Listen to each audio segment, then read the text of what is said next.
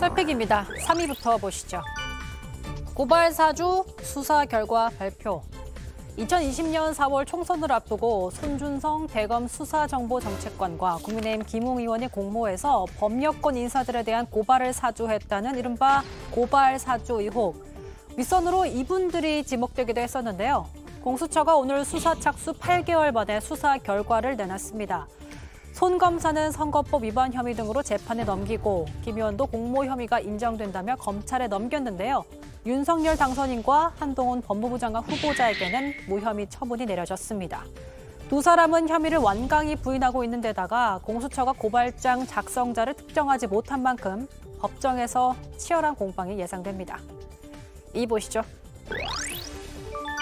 이재명 뒷방 가치란 건 이적 행위. 민주당 송영길 전 대표가 한 언론과 인터뷰에서 이렇게 얘기했습니다. 이 전투 시기에 1,600만 표를 얻은 0.73%포인트 차이로 진 이재명에게 뒷방의 가치라는 것은 이적 행위라고 본다. 윤석열 당선인은 후보들과 선거 운동하듯이 지방을 돌고 있는데 이재명 고문도 뭐든지 해서 이길 카드로 둬야 한다는 겁니다. 연일 이재명 등판론에 힘을 싣고 있는 송 전 대표, 서울시장 선거 국면에서 돌파구 마련을 위한 작전인 걸까요? 마지막으로 1위 보시죠. 민주당의 연계 전략. 말 많고 탈 많은 정호영 보건복지부 장관 후보자. 어제 청문회를 보니 사퇴할 의사는 전혀 없어 보입니다. 민주당은 그렇다면 한덕수 총리 후보자 인준은 어렵다는 입장입니다. 도덕성과 자질 또는 역량에 있어서 문제가 있다고 국민들이 부정적 여론이 큰데 또 불구하고 이분들의 임명을 강행할 경우에 결과적으로 우리는 국무총리 임명 동의안에 대해서 그런 부분을 감안할 수밖에 없지 않냐 이런.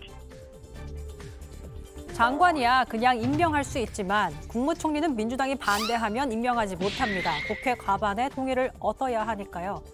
윤석열 당선인 장관 후보자 임명 강행할까요? 여러분이 픽한 오늘의 썰 무엇인가요? 네, 강정 아나운서가 세 가지 뉴스 소개했는데요. 한마디씩 더 들어보도록 하겠습니다. 김성애 소장님 어떤 주제를 가지고 좀 얘기를 해주시겠어요? 전 고발사주 수사 결과 발표해야겠습니다. 지금 손준성 검사가 김웅 의원에게 넘긴 것은 여러 가지 정황을 통해서 확인이 되는데 이거 얘기 들어보니까 손준성 검사도 아이폰 쓰고 계시더라고요. 7개월째 안 풀리고 비밀번호가 안 풀리는 게 똑같다라고 하는데 그러니까 이건 뭐 표현을 정확히 어떻게 해야 될지 모르겠습니다만 죄가 없는 게 아니라 일이 벌어진 것은 누구나 뻔히 알고 있고 지금 수사정보정책관실이라는 대검의 기구에서 제보자 X의 이 표창장 죄송합니다. 판결문을 다운로드 받은 기록도 있고 이것이 넘어간 것 이런 것들이 다 확인됐는데 그런데 아직 증거를 못 찾았다. 이 공수처가 제대로 수사를 못한 점이 매우 좀 아쉽고요. 그러니까 앞으로는 이 검사님들 하시는 것처럼 핸드폰 내밀고 비밀번호 잠궈놨으니까 알아서 푸세요. 그러면 검찰 측에서 이제 다른 분들에게도 아이고 저희가 풀어보고 안 되면 말죠. 이렇게 하실 건지가 정말 궁금해지는 사건이었습니다. 이 공수처가 이제 수사를 잘했는지 못했는지도 좀 얘기가 나왔는데요. 제 휴대전화 같은 이 통신 조회 때문에 한참 논란됐던 적 기억하실 겁니다. 공수처가 무작위 통신 조회에서 의원님들 통신 조회 혹시 당하셨나요? 아마 많은 분들이 국회의원들을 비롯해서 상당 부분 통신 조회까지 다 당해가서 문제가 될 정도로 과도한 수사를 했는데 결국 거기에 대한 결과가 성급하게 피의자로 입건했던 윤석열 당선인에 대해서 아무것도 찾아낸 것이 없는 겁니다. 이게 문제가 되는 이유는 그 당시 8월 말에서 9월 초로 넘어가는 시기에 이 뉴스가 터지면서 막 수사들이 진행이 되는데 그때가 윤 당선인이 국민의힘에 입당하고 국민의힘의 경선이 막 뜨겁게 차오르던 시절에 이런 수사들이 대대적으로 진행이 됐거든요. 근데 그리고 나서 제대로 된 성과를 보여주지 못했던 이 공수처의 문제에 대해서는 두고 선거 개입 등 역사적 오명으로 남을 일이라고 생각합니다. 예, 알겠습니다. 김경진 의원님도 하나 뭐 더 얘기를 해주시면. 저는 이재명 뒷방 가치라는 것은 이적행위다. 예, 송영길 전 대표의 말. 예, 아니 저는 개인적으로 송 대표님 말씀에 찬성합니다. 그래서 이재명 고문께서 선거에 나오시는 게 좋을 것 같아요. 계속 보니까 계속 나오시라고. 나오시는 게 좋을 것 같아요. 나오면 땡큐다 요거인가요 지금? 아니 어차피 뒷방에서 사실은 지난주에도 같은 얘기 했지만 경기도지사 후보 실질적으로 결정하고 서울시장 후보 실질적으로 결정하고 이게 주요한 어떻게 보면 민주당 정치 정책에 관한 의사결정을 배후에서 하고 계시잖아요. 근데 실질적으로 그냥 국회의원 나와서 당선되시고 그다음에 뭐 당대표로 하시든지 적정하게 아예 공식적으로 역할을 하는 것이 저는 당당한 정치다. 지금 그렇게 보고 있고요. 예. 그래서 실은 본인은 원하는데 여러 가지 눈치 보고 있다. 그건 대선 후보까지 하셨던 분이 취할 자세는 아니다라고 생각을 하고 있어요. 나오면 개항 의뢰. 그건 알아서 하시겠죠. 근데 조금 이상하게 보이는 건 사실일 겁니다.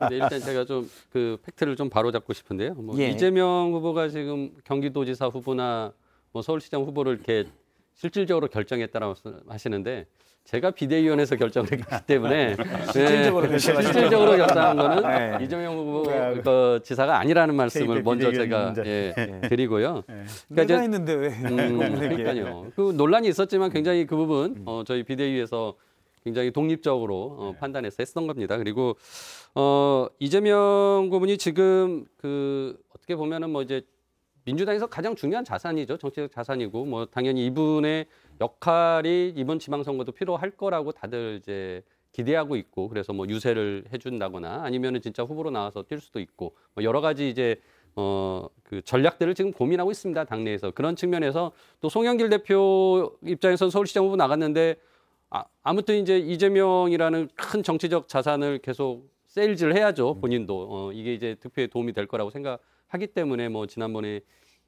이재명에 대한 뭐 선제 타격이다 하면서 이제 자기 후보 안 뽑아주면은 뭐 그런 거다라고 막 해석할 정도로 이재명에 대한 뭐 그 세일즈를 열심히 하는 거 뭐 당연한 일이라고 생각을 하고요.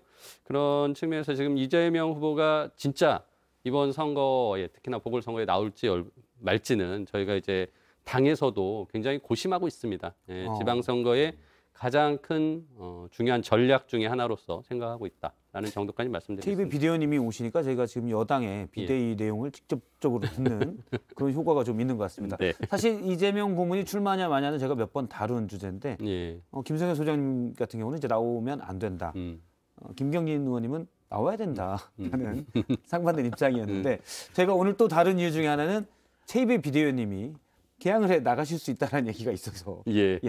저도 뭐 저희가 이제 거기서 고등학교 나오고 저도 이제 15년을 그 동네에서 살았기 때문에 뭐 저도 이제 그 내심 지역구를 정해야 되는 이제 사람으로서 그 염두에 두고 있던 지역입니다. 그래서 이번에 기회가 된다면 출마할 생각을 가지고 있었고, 근데 뭐 중요한 건 지금 말씀드린 것처럼 이제 지방선거 전체 전략에서 이재명 고문이 뭔가 역할을 하겠다라고 하신다면 그 부분은 또 충분히 당에서 결정하는 거대로 또 저 역시 따라야 된다고 생각하죠. 김경진 의원님이 말한 것처럼 이재명 후보가 뒤에서 좌지우지하는지에 대한 여부는 인천 계양을의 최이배 의원님이 공천을 받는지 이재명 후보가 나가는지를 보면 알 수 있지 않을까라는 생각이 듭니다. 그렇게 또 해석이 될 수 있겠습니다. 예. 좌지우지의 명징한 사례는 인수위 대변인이신 김은혜 후보가 경기도에 출마해서 유승민 후보를 꺾은 장면을 제가 들 수 있겠죠. 거기는 이제 좌지우지가 명확히 있는 건가요? 민심이 명확하게 아니 근데 작동했다고 거기 봐야겠죠. 여론조사 50%에다가 권리당원 50%인데 그 아무리 당선인이라고 그래도 그거 여론이나 권리당원도 민심 마음대로 할 수 없습니다. 지역 현장이 싹 다 모이시는 거 보니까. 아이고 지역 현장 말 안 듣습니다 요새. 권리당원들은 또 그런 그렇죠. 효과가 권리당원은 이제 많이 듣는다고 하고. 근데 하나 더 여쭤보면 뭐 어제 오늘부터는 분위기가 약간 바뀐 것 같아요. 이재명 고문의 출마에 대해서. 그러니까 송영길 전 대표는 몇 분이 계속 목소리를 높였다가 당 지도부에서도 지금은 조금씩 얘기가 나오거든요. 지금 오늘 최이배 비대위원님 말도 그렇고 박홍근 원내대표도 뭐 고민 중이다라는 뜻으로 얘기를 했습니다. 무게 중심이 좀 더 가는 건가요, 출마 쪽에? 솔직히 저도 이제 그 이재명 고문의 그 속마음 그리고 지금 고민하시는 부분에 대해서는 직접적으로 들은 내용이 없기 때문에 일단은 뭐 당에서는 좀 그런 의지를 하시기를 기다리고 있는 상황이라고 말씀드리겠습니다. 기다리고 있다. 그러면 이 고문이 출마 의사를 밝히기를 기다리고 있다. 네. 알겠습니다. 그러면 또 이번 지방선거에 또 하나 이슈가 될 것 같습니다. 네, 오늘 네 분 말씀 여기까지 듣겠습니다. 고맙습니다. 네.